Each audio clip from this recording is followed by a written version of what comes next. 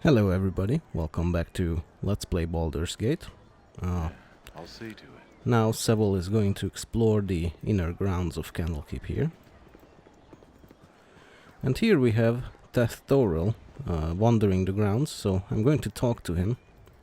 I need to talk to him as well, because Greetings, young one. he has that scroll for Firebead Elvenhair. Firebead has sent you to me, hasn't he? Very well, return this scroll to him, but then you must hurry and speak with Gorion. He is waiting for you on the steps of the central library. I assure you, child, it is a matter of greatest urgency. Okay, let's take his advice and let's return this scroll, and then we can go to Gorion.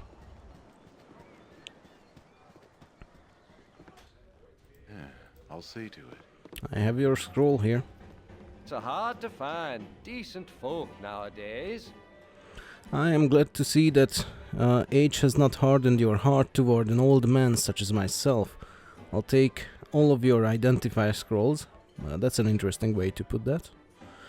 I have a great use for those types of scrolls. Here, allow me to cast a little spell on you.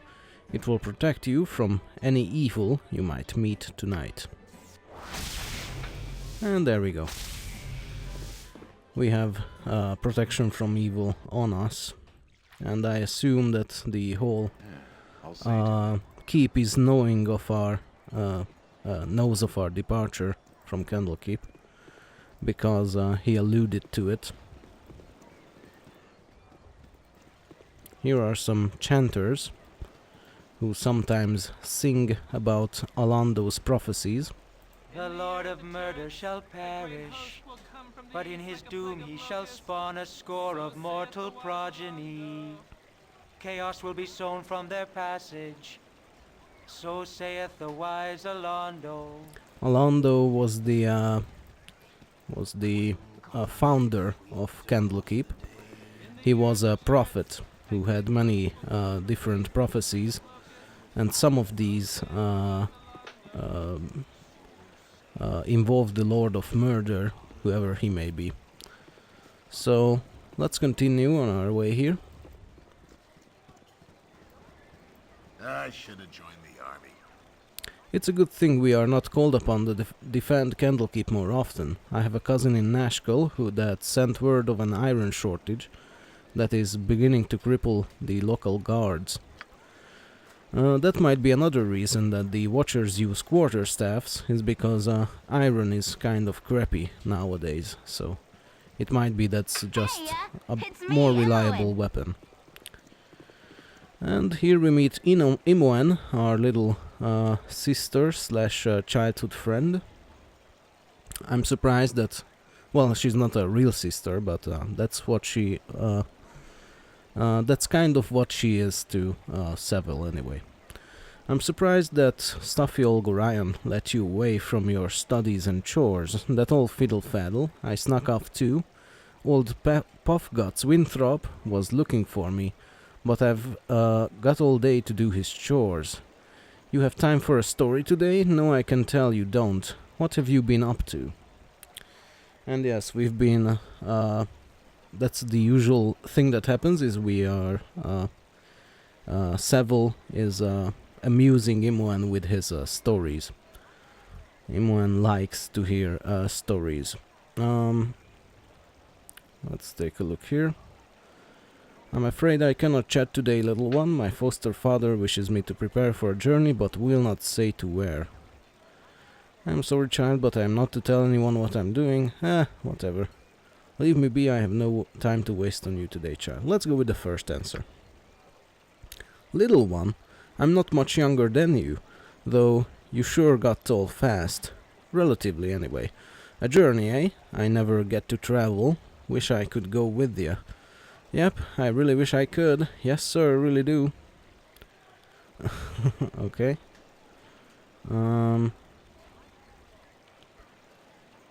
Let's go with the second option here. There is no way you can come. Gorion would never allow it. Oh, I know. Old stick in the mud that he is. All worried about nothing, I'm sure. Better go now, because you've got a long ways to travel. Not that I would know, especially since I didn't peek at all Mr. G's private letters. No sir, better go now, bye-bye. Yes. Imoen is, by the way, a thief, and always gets her nose in things that she has no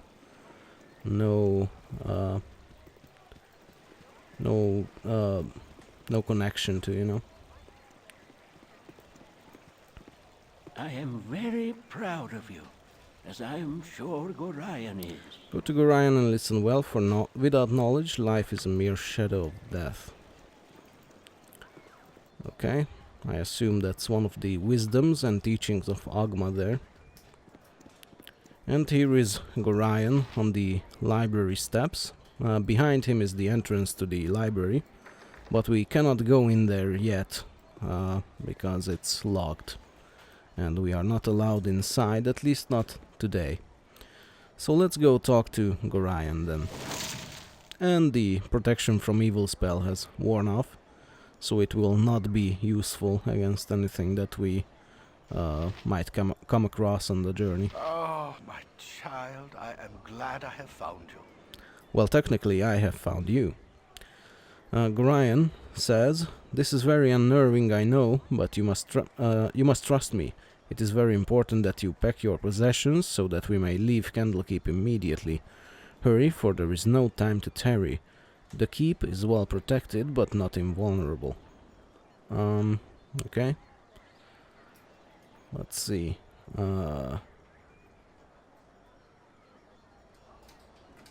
Please, father, tell me where we will be going. Alas, I cannot, for I have not truly decided yet. All that is certain is that we will be far safer on the move. Perhaps the woods might offer some secluded security, or perhaps the city of Baldur's Gate would offer cover amidst its teeming throngs of people. I do not know where we shall end up, but I have a few friends here and there. I will think on this. Okay. What could possibly harm us here? This place is a fortress and guarded beyond measure. Candlekeep is indeed a formidable obstacle for the ne'er-do-wells, but it is not insurmountable. No matter how thick the mesh, at least one mosquito always finds its way through. Now, my child, we must leave as soon as possible for our safety and for that of our friends here. Oh, that's right. If we stay here and we are in trouble, then we also endanger those around us, so I guess that makes sense. What should I bring with me on this journey? If you would just give me some clue as to what I will need. My dear child, you should know yourself well enough to purchase the gear you need. I have given you what I can spare, so hurry off to the inn and speak with Winthrop. Use your skills as a reference and buy what basics you must. Though spend wisely, his prices are fair, but you may not have enough gold to purchase all that you would want. Yes, we have enough, I think, so yeah, let's just go. I'm ready to go right now. Listen carefully. If we ever become separated, it is imperative that you make your way to the Friendly Arm Inn. There you will meet Khalid and Jahira. They have long been my friends, and you can trust them. Okay.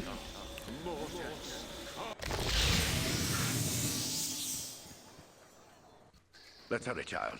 The night can only get worse, so we must find shelter soon. Don't worry. I will explain everything as soon as there is I'm time. sure there is nothing wrong that will happen here. Wait, there is something wrong. Oh no. We are in an ambush. Prepare yourself. You're perceptive for an old man. You know why I'm here. Hand over your ward and no one will be hurt. If you resist, it shall be a waste of your life. You're a fool if you believe I would trust your benevolence. Step aside and you and your lackeys will be unhurt. That's a lot of guys, by the way. There's one big armored dude, 2 ogres, 2 archers, and 1 armored woman in the back there. I don't think we can kill those guys. I'm sorry that you feel that way, old man. Okay, I assume this means there will be trouble here.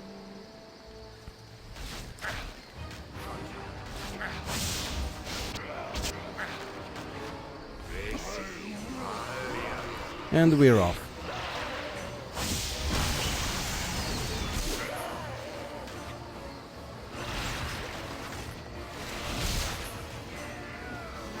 He's doing pretty well so far.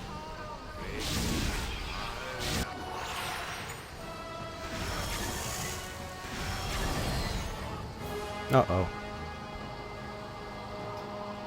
The dawn is especially cruel this morning. You awake with the realization that you have not been living some horrible dream. Ambushed, you saw Gorion cut down before your eyes, and even his powerful magic could not stop the onslaught. It was his wish that you flee, but that does not remove the feeling of helplessness that now overwhelms you. Hand over your ward, the armored fiend had said. He was after you and you alone, but why? If only Gorion had given some clue. But now you are alone and lost. Candlekeep is near, but you will find no quarter there. The readers pay for their serenity with rather draconian entry rules, and without Gorion's influence, their doors will remain closed. You will not last long on your own with your meager equipment. Perhaps you can get some help from the friends Gorion mentioned, the ones at the Friendly Arm. Yes, so we could go back to Candlekeep now, but as the narrator said, we would have they wouldn't allow us in because they are very concerned there about security, and well, I guess that makes sense since they are this is a fantasy world, so you know, there are things here like shapeshifters and whatnot, so some evil thing could get into my form and go back in if they allowed me in just from knowing my face. Hey, it's me, Imoen. Oh, so Imoen followed us out of there. She says, "Sorry I followed you, but I never get out of Candlekeep, and those monks are such a bore. Never any decent coin in their pockets either. I saw Gorion and I'm so sorry. Kinda figured something bad might happen to you out here." How could you have known? Gorion did not even tell me. I accidentally read a letter on his desk the other day. Can't remember exactly what it said, but it might still be on his body. Anyway, I'm not going to let you wander around here all alone. Never let a friend down, no sir. Stick with you until you say otherwise, I will. Well, okay, I guess a friend doesn't hurt on the road out here. Let's take a look at her inventory. Oh, she has a whole bunch of stuff here. Some arrows, a bow, and some healing potions. A potion of speed, or oil of speed as it's called here. This gives you a haste effect for 1 hour, which is pretty good. And the wand of magic missiles. Yeah, also let's equip that. We can use all the help we have available because this is a pretty hard part of Baldur's Gate, just starting out and going through the first couple of levels here. Usually new players are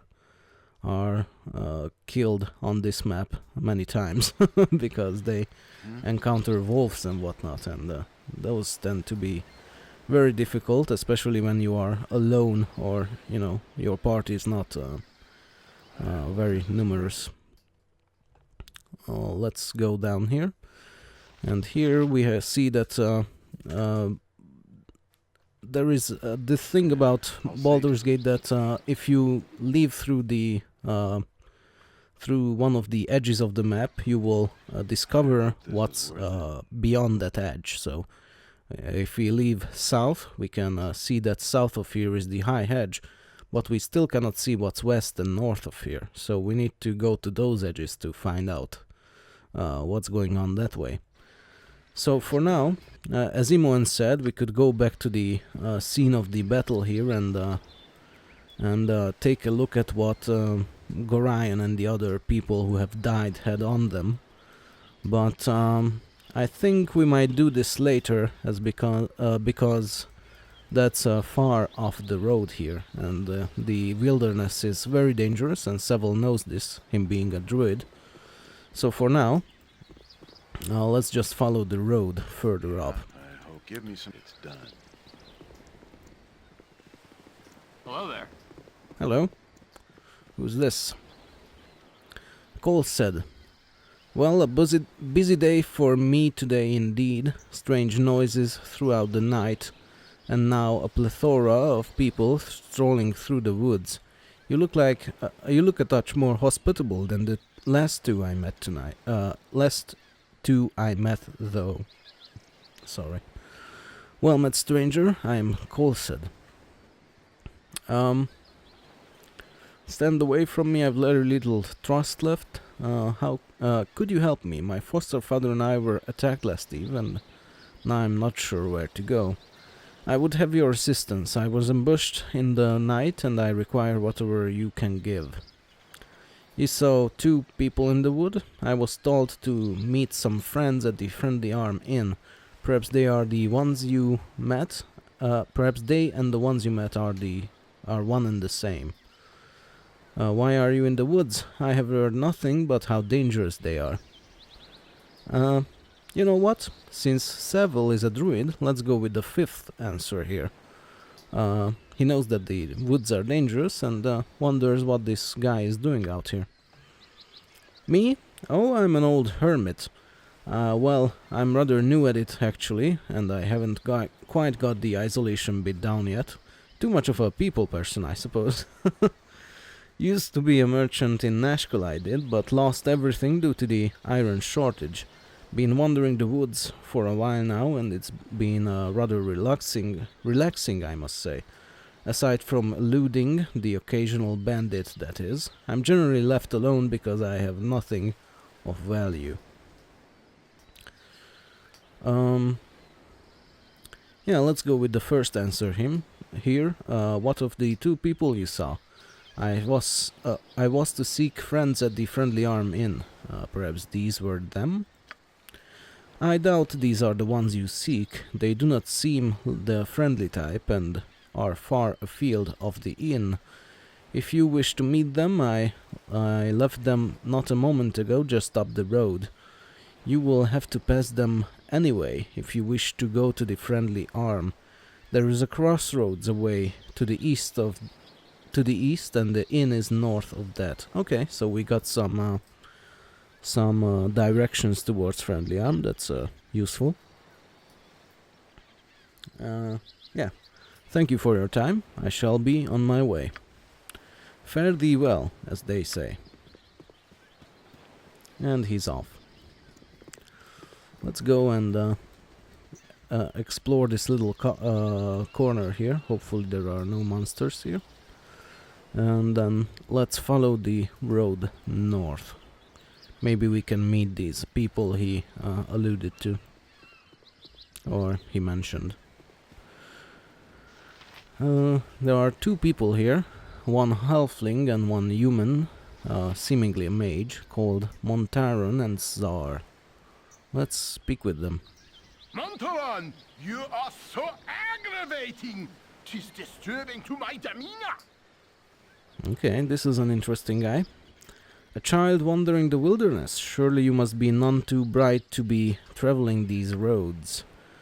And Montaron says, "And ye look a bit scruffed too. A fine pair of troubles all on your own." "Indeed, I can offer you healing potions if you wish, as a token of goodwill." "Oh, they are nice. Okay. Sure, I'd be grateful for any assistance. Nothing to fear from these simple potions, and I'll not even hold you in debt, though your conscience knows otherwise. Just like all good people." Okay, I'm beginning to not like their tone there. Perhaps as payment, you would go with us to Nashkel. It is a troubled area and we mean to investigate some disturbing rumors surrounding the local mines. Some acquaintances are very concerned about the iron shortage, specifically where to lay blame in the matter. You would be useful though, I'll not hold you to it. We are to meet the mayor of the town, a man named Baron Gastkill, I believe. Yes, we might go there and check that out.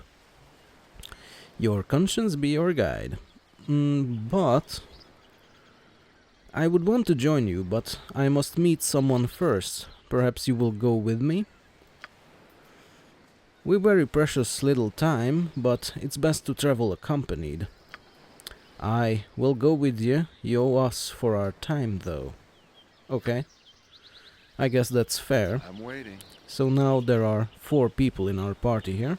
You spoke at me? And the 2 new guys are Monteran and Zar here. Troubling you? I'm going to rearrange my party a little bit.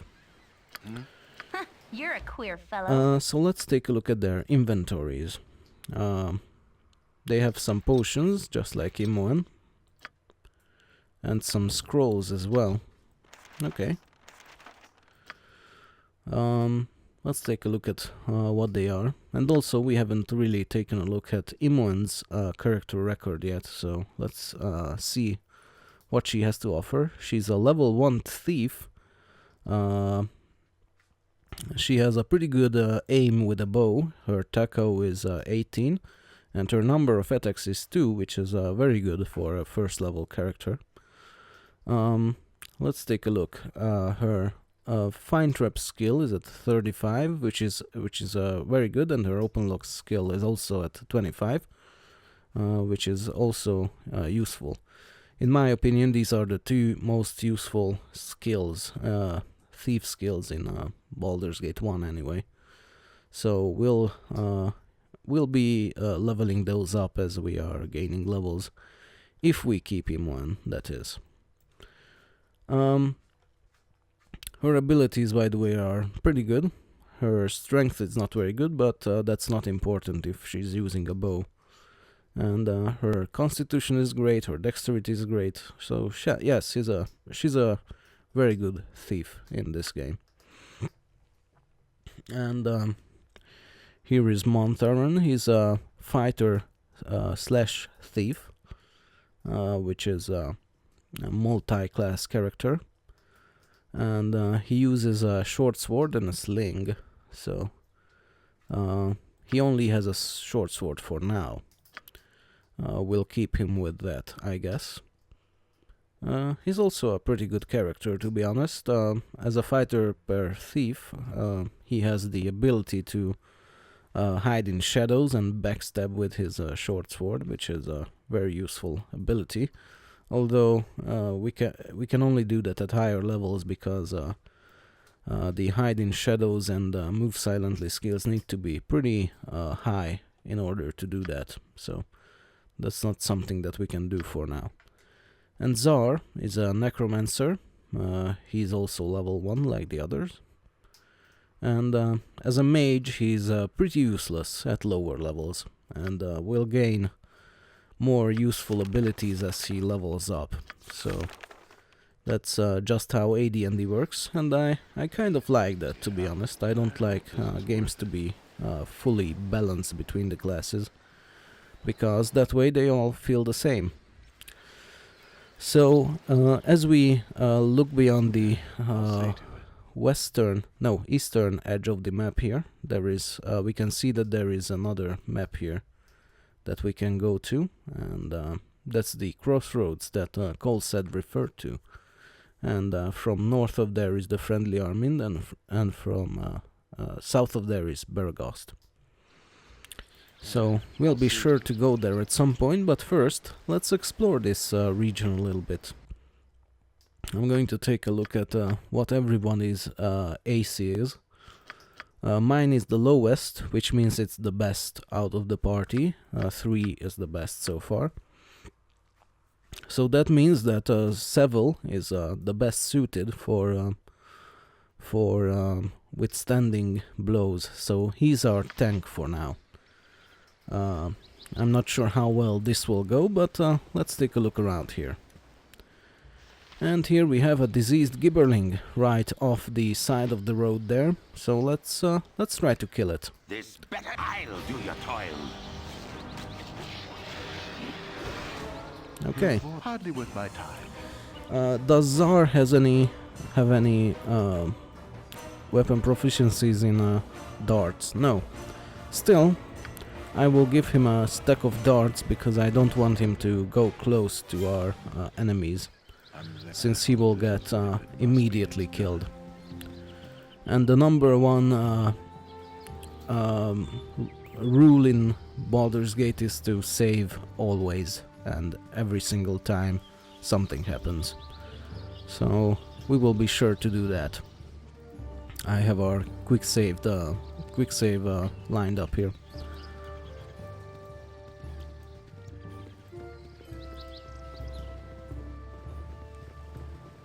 I'm just going to explore this map. I think this playthrough will be quite explory, as I like to do that sort of thing in Baldur's Gate 1. You know, I like to explore the world and see what new quests and things of interest we can find around each map.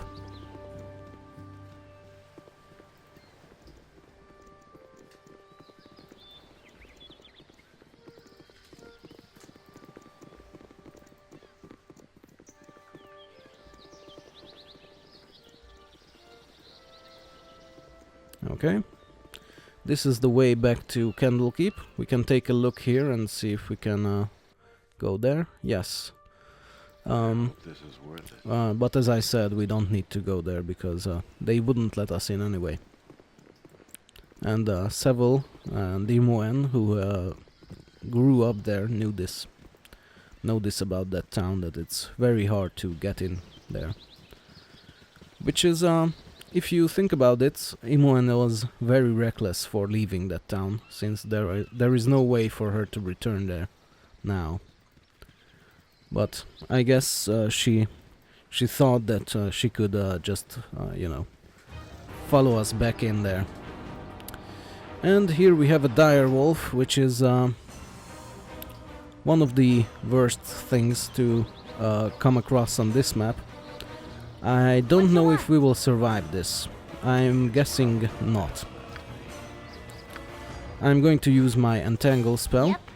This way. I don't even know if that works on them. What need ye dead? And I will run with Monteron. And also with Czar. Okay, that worked. That worked very well, actually. Your voice is ambrosia. Let's cast some spells on him. On it, I mean. I'll do your toil. Stop touching me! Okay. I'll see to it. This better Oh, be. and I will turn my party AI off. Go suck your blade. Also, since we are doing some combat here, I'm going to check what my difficulty level is at, because I want to make sure it's at the right slot. Yes, it's in the middle, so it means that we are playing on core difficulty, which is what I want to play on. What need ye dead?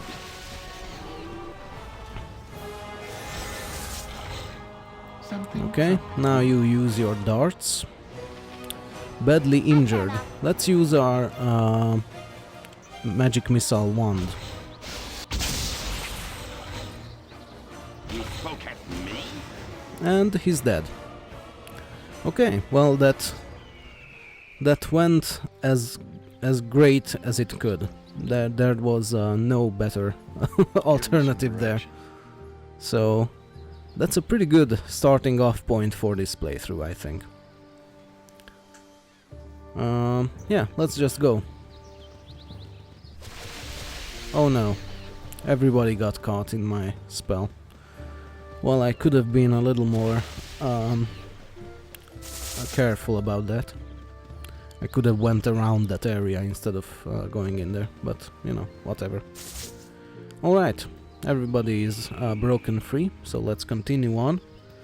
And another problem now is that I cannot save because that entangle spell being there is does not allow me to save.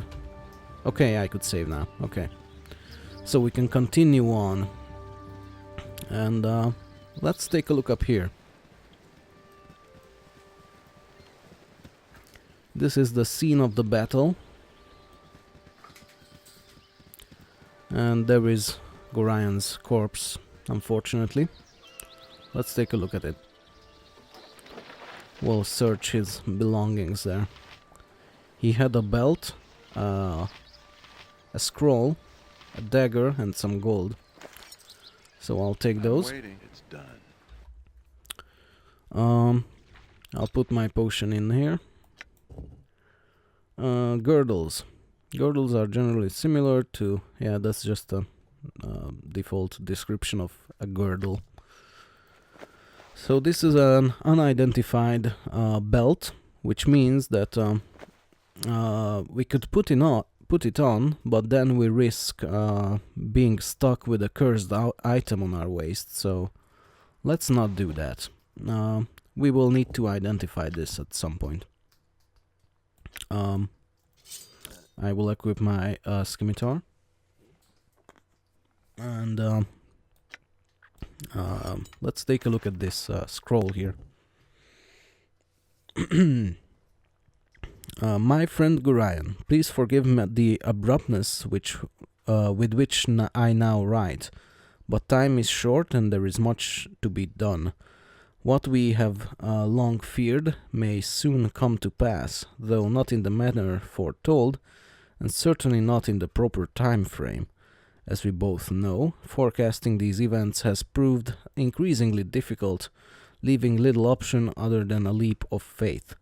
We have done what we can for those in thy care, but the time nears when we must step back and let matters take what course they will. We have perhaps been a touch too sheltering to this point. Okay, so we can already tell that whoever wrote this scroll considers themselves a friend of Gorian's, so that's good. But it's rather ominous the way he writes here, like they knew about this problem. Maybe they were the ones who informed Gorian of the coming danger. Despite my desire to remain neutral in this matter, I could not in good conscience let events proceed without some measure of warning. The other side will move very soon, and I urge thee to leave Candlekeep this very night, if possible. The darkness may seem equally threatening, but a moving target is much harder to hit, regardless of how sparse the cover. A fighting chance is all that can be asked for at this point. So yes, the way he talks, it seems very similar to what we heard from Gorian when we asked about it, so it seems like whoever this person is who is writing this scroll, Gorian is trusting them very much with his life. And of course, Savills as well. Let's continue on. Should anything go awry, do not hesitate to seek aid from travelers along the way. I do not need to remind thee that it is a dangerous land, even without our current concerns, and the party is stronger than an individual in all respects. And yes, that's a little advice not just for Gorian, but also for us. We need more people in our party. We can have up to 6, and we should get some more in order to get more powerful. Or, you know, there is safety in numbers, as they say. Should additional assistance be required, I understand that Jaheira and Khalid are currently at the Friendly Arm Inn. They know little of what has passed, but they are ever thy friends and will no doubt help however they can. So yes, that's also what Gorian said. We need to go to the Friendly Arm Inn and meet this Jaheira and Khalid. Luck be with us all. I'm getting too old for this. E. So yes, that's a mysterious guy who wrote a letter for Gorion. And he seems to be old, or maybe he was just joking, so that's all we know about him for now. And he also knows Khalid and Jahira. So yeah, I think I will end this episode here, but first I might actually take a look at... preferring the cover of night. Yeah, whatever. Blasted daylight. I might take a look at what other things we can loot from the battlefield here. I'm going to take all of this. There we go. So, as I said, I will end this episode here. So, thank you very much for watching, and I'll see you later. Bye-bye.